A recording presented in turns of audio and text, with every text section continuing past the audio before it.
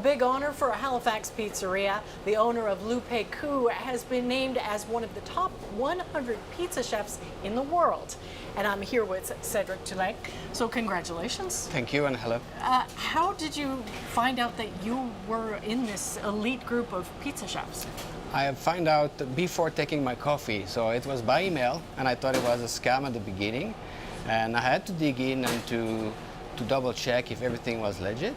And the guys behind the scene of this organization are actually great experts and wise, so I couldn't believe it was them for real. And yeah, after talking to them, I knew it was the right person. So you made the short list of what, 500? Yeah, we were actually 500 in Milan, yeah. Right. But then you flew to Italy. Tell me about that. So I had to take the flight, so the organization invited me there, and they asked me if I could make it, knowing that I was in a small city in Halifax and the beginning of summer.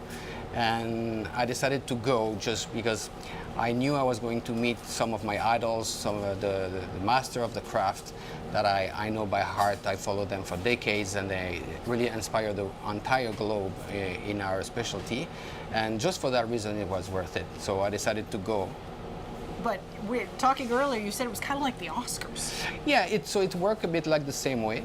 So you are invited, that's really cool, and the ceremony starts, and like in the Oscar or any kind of important gala, you sit, you know what's at the end, but you probably don't expect to have it, at least I didn't expect it.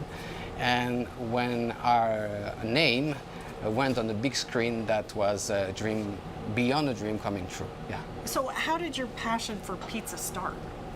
So my passion, pizza hooked me when I was the most lost in my career in the food industry. So I started as a cook in different kind of restaurant, all kind of food, fast, fine, etc. I wanted to try pastry. I didn't know what I wanted exactly. I was passionate about food, about agriculture, about environment, and I didn't know where to give a direction to my career. And I was traveling in south of France a few years ago, and I heard about a world championship about pizza that was happening in Rome. And I noticed that at this level, the craftsmanship and the study and the knowledge and innovation that was involved in it was fascinating. And on top of the knowledge, you need to be a great baker, a great pizzaiolo. You need to have really good knowledge and taste of cuisine. So pizza streamlined all the passion I had. So it brought me clarity and alignment too. So I knew it was pizza. And you have a specific genre of pizza that you specialize in. Tell me about that. Yes, this is a bit confusing still for most of our guests so far. We all know the famous Napolitan pizza. We're not doing that. We're not doing New York style either. We're not doing Brazilian style or Asian. We're doing Classica, which is more like a Roman approach. So it's less chewy, the temperature of the oven is lower, the dough has different philosophy, approach, history and legacy and technique.